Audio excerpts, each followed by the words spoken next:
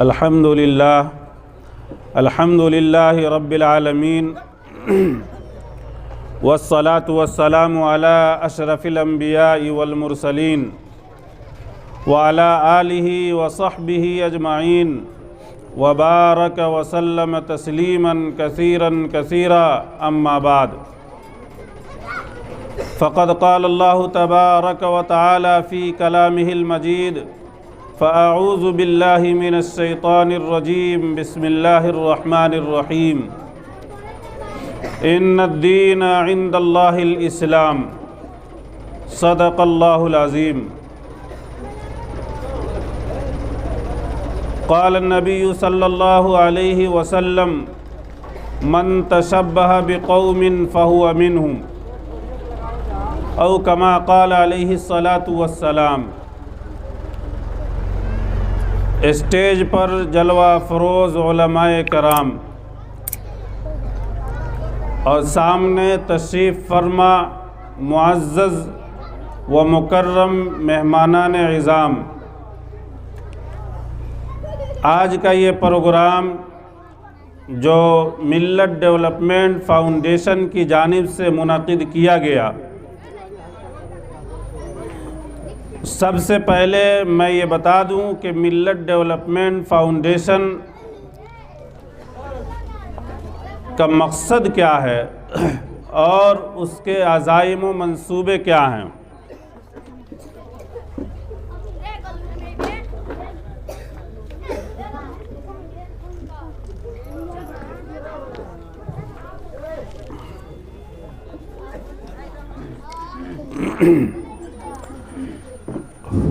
تھوڑا سا آواز اور دے دیجیے۔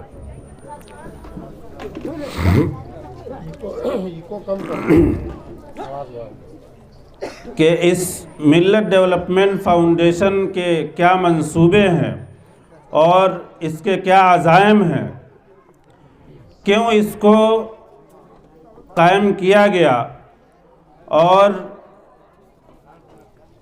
اس کو کیوں وجود میں لایا گیا،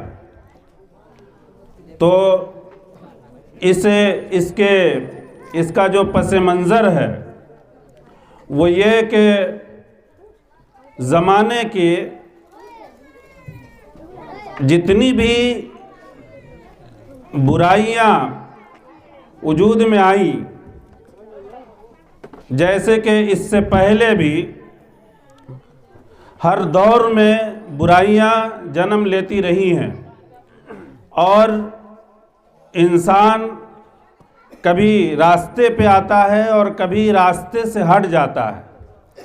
اسی طریقے سے جب 6 صدی عیسوی میں برائیوں سے یہ زمین بھر چکی تھی، اتنا پاپ ہو رہا تھا اور اس قدر برائیاں ہو رہی تھی کہ جس کی انتہا نہیں تھی، اور اس پس منظر میں حضور پاک علیہ الصلاۃ کی بعثت ہوئی۔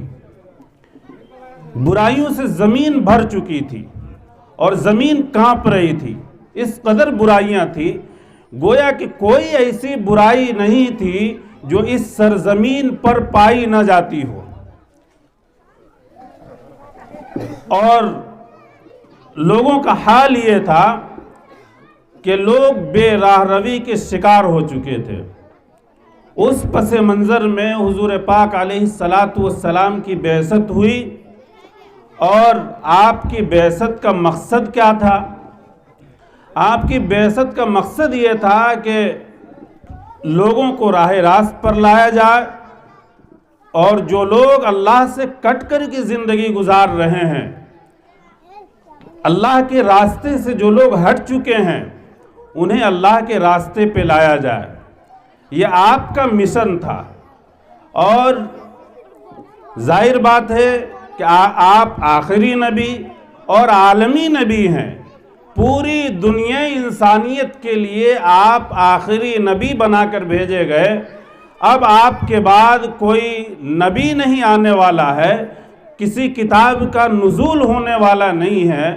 آپ آخری نبی، عالمی نبی، اور قرآن مقدس آخری کتاب ہے۔ اب اس کے بعد فیصلہ ہوگا، اللہ کا فیصلہ ہوگا، بلکہ ہدایت کا نزول نہیں ہوگا کہ اب جو ہے قرآن مقدس یا کوئی اور کتاب اتاری جائے یا کسی اور پیغمبر کی بعثت کی جائے۔ آپ صلی اللہ علیہ وسلم نے جس شکل میں اسلام کو چھوڑ کر کے دنیا سے رخصت ہوئے اور جس تربیت کے ساتھ، جس اخلاق کے ساتھ، آج وہ اخلاق ختم ہو چکا ہے، آج وہ درس و تدریس ختم ہو چکا ہے، آج وہ روحانیت ختم ہو چکی ہے، آج ہمارے اندر سے وہ ساری چیزیں ختم ہو چکی ہیں۔ آج جو ہے ہمارے گھروں کے اندر بے انتہا برائیاں عام ہو چکی ہیں، ہمارے معاشرے کے اندر بے انتہائی برائیاں پھیل گئی ہیں۔ تو اسی کی روک تھام کے لیے اس ملت ڈیولپمنٹ فاؤنڈیشن کو قائم کیا گیا۔ چند باشعور لوگوں نے اور بڑے مخلص حضرات نے، جنہوں نے اپنا وقت قربان کیا، اپنا پیسہ قربان کیا، اور تب جا کر کے اس کا وجود ہوا۔ اور یہ لوگ جتنے ممبران ہیں اس کے اندر، یہ تمام لوگ اخلاص کے ساتھ اس کام کو انجام دے رہے ہیں۔ جیسے آج کے اس ماحول میں ہمارے گھروں کی جو شادیاں ہیں، جو نکاح ہے، کیا اس سے اسلام کا کوئی نسبت ہے؟ ہماری جو شادیاں ہو رہی ہیں وہ اسلام سے اس کا کوئی نسبت ہے؟ کوئی نسبت نہیں ہے، اس لیے کہ نکاح ایک اہم سنت ہے، حضور پاک علیہ السلام کی ایک سنت ہے، اور اس سنت کی آڑ میں ہم اور آپ سینکڑوں خرافات کر رہے ہیں، سینکڑوں بدعات کر رہے ہیں، اور ہم یہ سمجھ رہے ہیں کہ ہماری یہ شادی کامیابی کی منزل تک پہنچ رہی ہے۔ میرے بھائیوں، بزرگوں اور دوستوں، وہ شادیاں ناکام ہوں گی، اور کیوں ناکام نہیں ہوں گی؟ جبکہ اسی اسٹیج سے ہم نکاح بھی پڑھوا رہے ہیں، اسی اسٹیج سے ہم دعا بھی کرا رہے ہیں۔ جو نکاح پڑھانے والے ہیں وہ لڑکے اور لڑکی کے لیے دعا کر رہے ہیں، ان کے آپسی اتحاد اور محبت کے لیے دعا کر رہے ہیں، لیکن ایک طرف اللہ اور اس کے رسول کی بغاوت کی جا رہی ہے، ظلم کیا جا رہا ہے۔ اسی نکاح میں، اسی مجلس میں ہم اور آپ ناچ کا انتظام کر رہے ہیں، گانے بجانے کا انتظام کر رہے ہیں، اسی مجلس میں ہم آرکیسٹر جو ہے نچا رہے ہیں۔ کیا ہو گیا ہے؟ یہ ظلم ہے اور شریعت کے ساتھ بغاوت ہے۔ ظاہر بات ہے کہ اللہ تبارک و تعالی ان دونوں میں سے برائی اور اچھائی، یہ دونوں چیزیں ایک جگہ جمع نہیں ہو سکتی ہیں، اور جب ہم جمع کر رہے ہیں اس میں خیر پیدا نہیں ہو سکتا، کبھی بھی خیر پیدا نہیں ہو سکتا، اس لیے کہ ہم کھلم کھلا اللہ اور اس کے رسول سے بغاوت کر رہے ہیں۔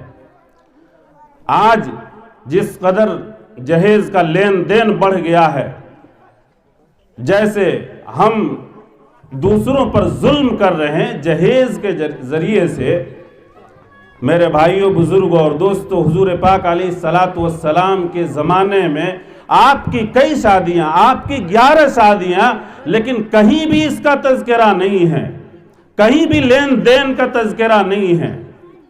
اور آپ کے دور میں ہزاروں صحابہ کرام کی شادیاں ہوئی ہیں، لیکن کسی بھی صحابہ کرام کی شادیوں میں جہیز کا کوئی لین دین نہیں تھا۔ حضور پاک علیہ السلام مسجد نبوی میں ہے، اور ایک صحابی مسجد نبوی میں آتے ہیں اور آپ کے اوپر زعفران کا نشان پڑا ہوا ہے، کچھ نشان لگے ہوئے ہیں جو کپڑے سے ظاہر ہو رہے ہیں۔ حضور پاک علیہ السلام نے آپ سے پوچھا کہ کیا تمہاری شادی ہو گئی؟ صحابہ کرام نے عرض کیا کہ جی میری شادی ہو گئی۔ آپ صلی اللہ علیہ وسلم نے ارشاد فرمایا اولم ولو بشاتن، کہ ولیمہ کراؤ اگرچہ ایک بکری ہی سے کیوں نہ ہو۔ اگر تمہارے پاس استطاعت نہیں ہے بہت سارے لوگوں کو کھلانے کے لیے تو تھوڑے لوگوں کی دعوت کراؤ، جتنی تمہاری استطاعت ہے۔ یہ کن کو کہا جا رہا ہے؟ لڑکے والے کو کہا جا رہا ہے۔ آج جو ظلم ہم کر رہے ہیں، ایک تو جہیز کا ڈیمانڈ اور اس کے اوپر جو ظلم ہے وہ ظلم کی انتہا ہے کہ ہم جو ہے 100 200 400 براتیوں کو لے کر اس کے دروازے پہ جاتے ہیں اور اس پر ظلم کرتے ہیں. کل وہ ہمارا ایک ریلیشن میں آنے والا ہے, ہم اس سے محبت پیدا کرنے والے ہیں, ہم اس سے جو ہے محبت کا ہاتھ ملا رہے ہیں, وہ ہمارا رشتہ دار بننے جا رہا ہے, لیکن ہم اس پر ظلم کر رہے ہیں. اور وہ کہاں سے کھلا رہا ہے؟ آپ کو پتا ہونا چاہیے کہ جس کے پاس انتظام نہیں ہے وہ کہاں سے لاتا ہے؟ قرض مانگتا ہے. لیکن اس زمانے میں خاص طور سے کوئی قرض دینے والا نہیں ہے, وہ سود کا لین دین کرتا ہے, زمینوں کو بیچتا ہے, اپنے مکانات کو بیچتا ہے, اچھی خاصی جو رقم اس نے جمع کیا تھا ان تمام جو ہے رقم کو خرچ کر دیتا ہے, اور دنوں رات متفکر رہتا ہے,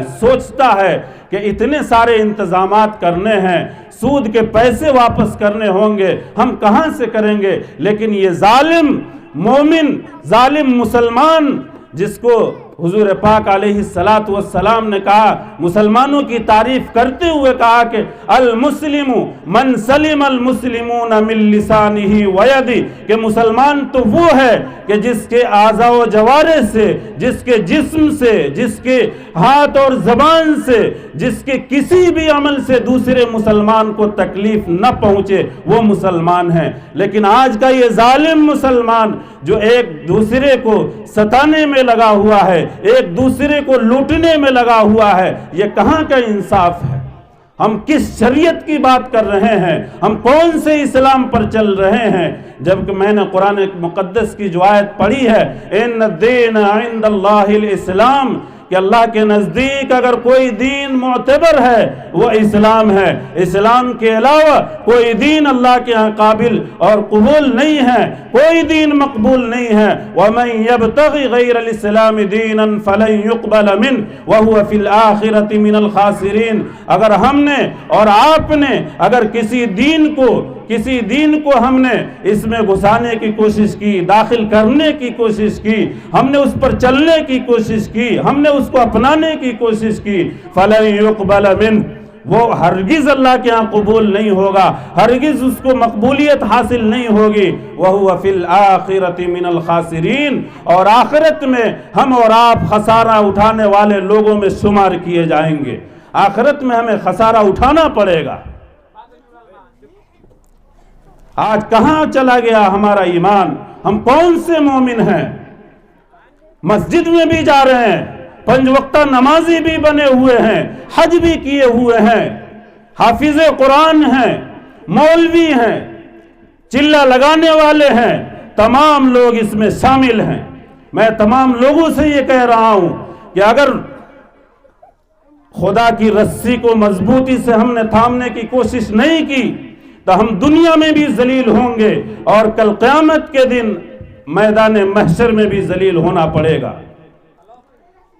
اس لیے کہ عزت کا مالک اللہ ہے, ذلت کا مالک اللہ ہے. ہم اگر اپنے عمل سے, اپنے کرتوت سے اگر یہ چاہتے ہیں کہ ذلت مسلط کر دیا جائے, میرے بھائیوں, بزرگوں اور دوستوں, وہ دن دور نہیں کہ ہم اور آپ ذلیل و خوار ہو کر معاشرے میں گھومیں گے. ایک جو رشتہ قائم کرنا تھا پاکی کے ذریعے سے, انصاف کے ذریعے سے, محبت کے ذریعے سے, آپسی رواداری ہمدردی کے ذریعے سے, ہم نے اس کو ظلم میں تبدیل کر دیا.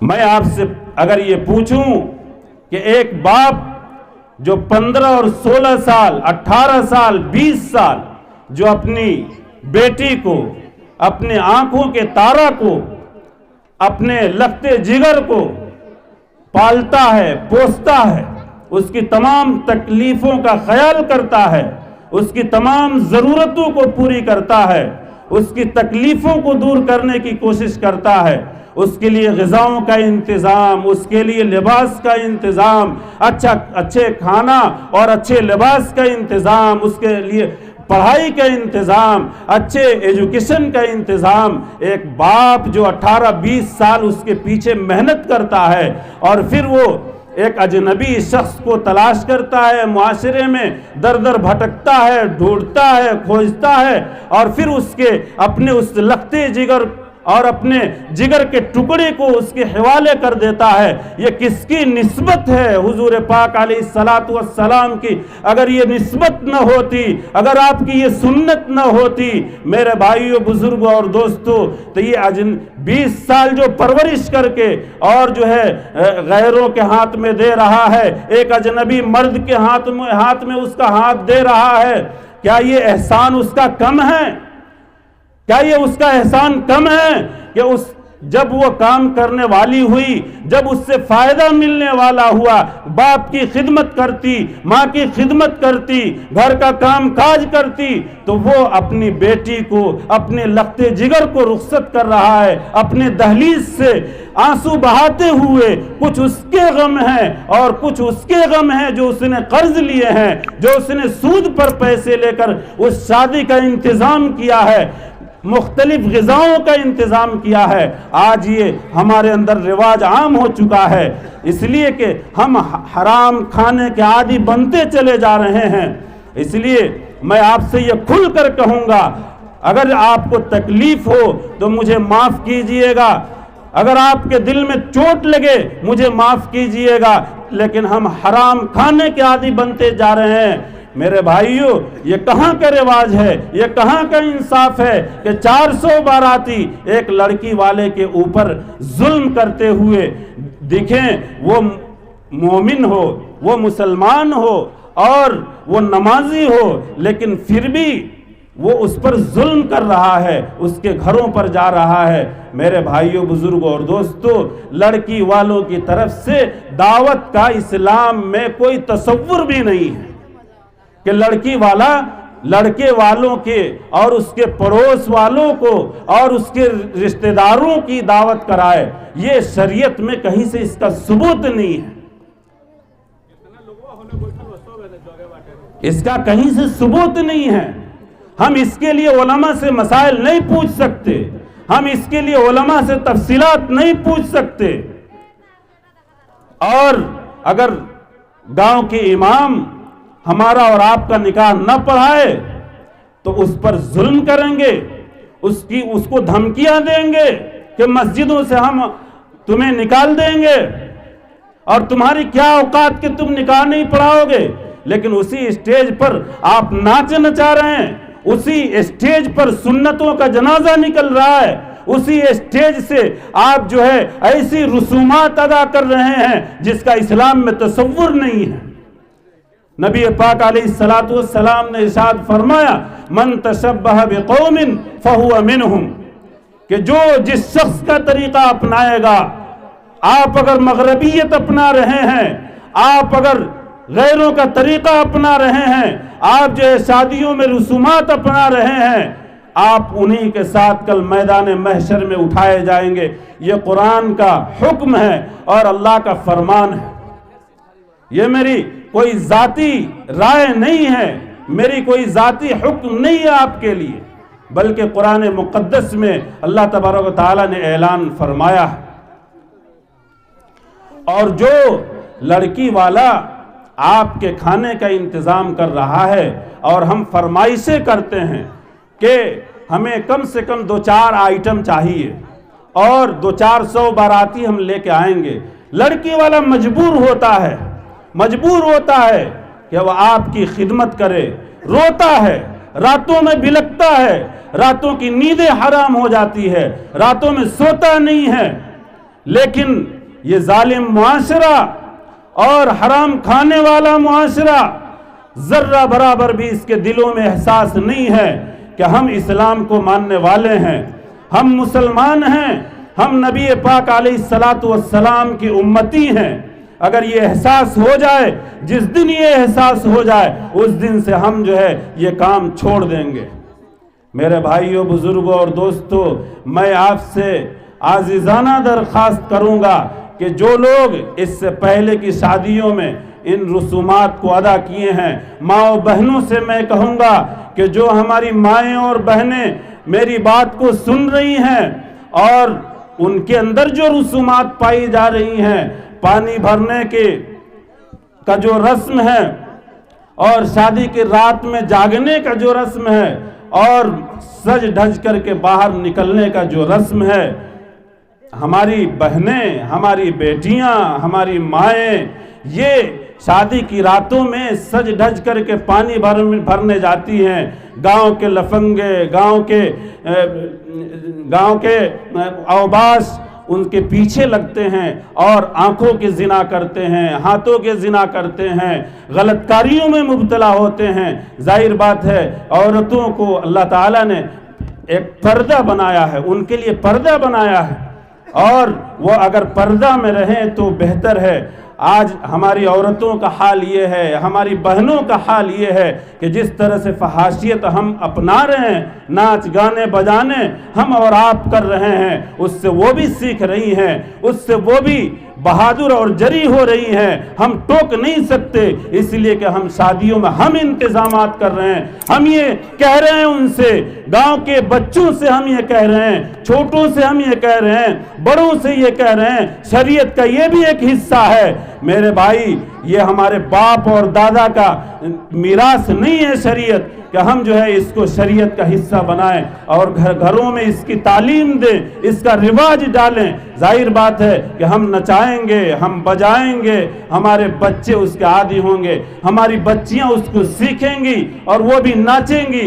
آج مارکیٹوں میں آپ دیکھیے، بازاروں میں آپ چلے جائیے، ایک عورت جو کبھی اپنے شوہر کے سامنے سنگار نہیں کرتی ہو، شوہر کے سامنے سج دھج کر نہیں جاتی ہو، بازاروں میں جب جاتی ہے تو اس کے اوپر فیشن کے آثار ہوتے ہیں، اس کے اوپر جو ہے جسم کی نمائش کے آثار ہوتے ہیں، لباس کی زینت ہوتی ہے، اس لیے کہ اس کو نمائش کرنا ہے، لوگوں کو دکھانا ہے. میرے بھائیوں، بزرگوں اور دوستوں، جو عورتیں اپنے شوہروں کے سامنے سج کے نہ آئیں، جو عورتیں اپنے شوہروں کے سامنے میک اپ نہ کریں، جو عورتیں اپنے شوہر کے سامنے خوبصورت لباس زیب تن نہ کریں اور محفلوں میں، بازاروں میں، پارٹیوں میں، آفسوں میں، اسکولوں میں، کالجوں میں ہماری عورتیں سج دھج کے جا رہی ہیں، وہ کس کو دکھانا مقصود ہے؟ کس کو دکھانا مقصود ہے؟ میرے بھائیوں،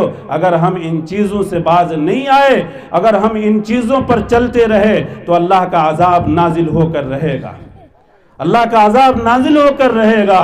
حضور پاک علیہ السلام نے مسجد نبوی میں آپ تشریف فرما تھے، صحابہ کرام بیٹھے ہوئے تھے. آپ نے پوچھا صحابہ کرام سے کہ یہ بتاؤ کہ غریب کون ہے، غریب لوگ کون ہیں؟ صحابہ کرام نے عرض کیا کہ غریب وہ ہیں جن کے پاس مال و اسباب نہیں ہیں، جس کے پاس زمین و جائیداد نہیں ہے، وہ غریب ہیں. حضور پاک علیہ السلام نے اس کی تفسیر فرمائی، آپ نے بیان فرمایا اور کہا کہ کل قیامت کے دن غریب وہ ہوگا کہ جو دنیا کے اندر پہاڑوں کے برابر اس کی نیکیاں ہوں گی، بے شمار نیکیاں ہوں گی، نمازیں اس کی نہیں چھوٹتی ہوں گی، وہ حج کیا ہوگا، عمرہ کیا ہوگا، زکاتوں کا پابند ہوگا اور جتنے اچھائیوں کا کام ہوگا سب میں شامل ہوگا، لیکن ظلم کیا ہوگا، کسی کا دل توڑا ہوگا، کسی کا حق دبایا ہوگا، کسی کی زمین کو چھین لیا ہوگا، کسی کے مال کو دبوچ لیا ہوگا اور ناحق کسی کو ستایا ہوگا. کل قیامت کے دن میدان محشر میں جب وہ اللہ کے سامنے جائے گا، احد پہاڑ کے برابر اس کی نیکیاں ہیں، لیکن تمام جن کا وہ حق دنیا کے اندر لیا تھا، ان تمام لوگوں، جتنے حقدار لوگ ہوں گے، تمام لوگوں کی ایک لائن لگیں گی وہاں پہ، اور اللہ تبارک و تعالیٰ عرض کرے گا کہ اس کی جتنی نیکیاں ہیں دنیا میں، اس نے جس کا حق دبایا تھا اس کی نیکیوں سے اس کو دے دیا جائے. میرے بھائیوں، بزرگوں اور دوستوں، اس کی تمام نیکیاں ختم ہو جائیں گی. اتنے حقدار لوگ ہوں گے کہ اس کی تمام نیکیاں ختم ہو جائیں گی، پھر بھی لوگوں کی لمبی لائن ہوگی. پھر لوگ کہیں گے کہ اللہ تعالیٰ اس کی تمام نیکیاں ختم ہو گئی، اب کیسے انصاف ہوگا؟ اللہ تعالیٰ کہے گا آج انصاف کا دن ہے. پھر اللہ تعالیٰ فرشتوں کو حکم دے گا کہ جتنے حقدار لوگ ہیں ان کے گناہوں کو اس کے حق کے برابر کاٹ کر کے اس کے اوپر لاد دیا جائے، اس شخص کے اوپر جو احد پہاڑ کے برابر نیکیوں کا انبار لے کے گیا تھا، پھر تمام لوگوں کی گناہوں کو کاٹ کر کے اس پر لادا جائے گا اور اخیر میں اس کو جہنم رسید کر دیا جائے گا۔ میرے بھائیوں، بزرگوں اور دوستوں، جو چیز ہمیں دینے کا ہے ہم وہ دے نہیں رہے ہیں، اور جو چیز ہمیں لینے کا نہیں ہے وہ ہم اور آپ لے رہے ہیں۔ آپ بتائیے، اتنے لوگ بیٹھے ہوئے ہیں، لیکن اگر پوچھ دیا جائے کہ حق مہر جو ہے، دین مہر، وہ کتنے لوگ ادا کیے ہیں؟ بعض لوگ یہ کہتے ہیں کہ ہم نے معاف کرا لیا۔ یہ آپ پر فرض ہے۔ دین مہر جو ہوتا ہے، جو نکاح کے اندر دین مہر متعین کیا جاتا ہے، وہ فرض ہے کہ آپ اپنی بیوی کو اس دین مہر کو ادا کر دیں، لیکن لوگ یہ ادا نہیں کرتے بلکہ لاکھوں کا ڈیمانڈ کرتے ہیں، اور یہ لاکھ اور 2 لاکھ 4 لاکھ جو ہم اور آپ جہیز میں لیتے ہیں، یہ کتنے دنوں تک ہم اور آپ استعمال کرتے ہیں؟ باپ جو آخری عمر میں ہے، بڑھاپے کی عمر میں ہے، آخری اسٹیج پر ہے، آخری جو ہے اس کا مرحلہ چل رہا ہے، لیکن جہیز کا ڈیمانڈ کر رہا ہے۔ کس کے لیے؟ بچوں کے لیے۔ بچوں کے لیے جہیز باپ لے رہا ہے، لیکن کل قیامت کے دن سزا کون پائے گا؟ یہ باپ پائے گا، اور یہ مجرم ہوگا۔ یہ جس طریقے سے سود ہے، میرے بھائیوں، بزرگوں اور دوستوں، کان کھول کر کے سن لیجئے کہ جس طریقے سے ہم اور آپ سود کا لین دین کرتے ہیں، جس طریقے سے سود خطرناک ہے، بتایا جاتا ہے، حدیث شریف میں آتا ہے کہ سود کے 70 درجات ہیں، اور اس میں سب سے ہلکا درجہ یہ ہے کہ آدمی سود لین دین کرنے والا اپنی ماں کے ساتھ نعوذ باللہ زنا کرے۔ سب سے ہلکا درجہ ہے سود لین دین کرنے والے کا۔ اور یہ جو جہیز ہم اور آپ لے رہے ہیں، یہ ایک طرح کا سود ہے، سود ہے۔ کل قیامت کے دن میدان محشر میں ہمیں اور آپ کو نیکیوں کے ذریعے سے اس کو لوٹانا پڑے گا۔ یہ بات بالکل کھلا ہوا ہے، کھلی ہوئی ہے، اس میں کوئی بدلاؤ نہیں ہے۔ تو گزارش یہ ہے کہ جو غلطیاں ہم سے ماضی میں ہوئی ہیں، ہم اس سے توبہ کریں، اور عہد یہ کریں کہ اللہ تعالیٰ جو کچھ ہم نے کیا ہے اس سے پہلے، وہ تمام خطاؤں کو تو معاف فرما۔ آئندہ جو ہماری عمر باقی ہے اس میں ہمیں نیک رستے پہ چلنے کی توفیق عطا فرمائے۔ تمام لوگ ہاتھ اٹھا کر یہ عہد کریں کہ انشاءاللہ آج کے بعد سے یہ تمام چیزیں نہیں ہوں گی۔ ہاتھ اٹھائیے بھائی، کیا آپ کو اب بھی جو ہے لینے کا شوق ہے؟ اب بھی کہیے انشاءاللہ۔ دلوں میں ایمان پیدا کیجئے، ایمان کی طاقت پیدا کیجئے، دلوں کو جمائیے۔ ان اکرمکم عند اللہ اتقاکم، کہ سب سے مکرم ترین شخص وہ ہے اللہ کے نزدیک جس کے دلوں میں تقوی ہے، جس کے دلوں میں طہارت ہے، جس کے دلوں میں پاکیزگی ہے، جس کا ایمان مضبوط ہے۔ آج ہم ذات و برادری اور خاندان اور قبیلے، حسب نسب اور مال کو دیکھ کے یہ سمجھ رہے ہیں کہ وہ ہم سے اونچا ہے، وہ ہم سے نیچا ہے، وہ ہم سے کمتر ہے، وہ بلند ترین ہے، وہ بہت بڑا نسب رکھنے والا ہے۔ میرے بھائیوں، بزرگوں اور دوستوں، حضور پاک علیہ السلام نے مکہ المکرمہ کے اندر یہ بات ارشاد فرمائی تھی، لا فضل لعربی علی عجمی ولا لعجمی علی عربی الا بالتقوی۔ کسی عربی کو عجمی پر فوقیت حاصل نہیں ہے، کسی عجمی کو کسی عربی پر فوقیت حاصل نہیں ہے، سوائے کہ اس کے پاس تقوی ہو، سوائے کہ اس کے پاس طہارت ہو، سوائے کہ اس کے پاس ایمان کی قوت ہو۔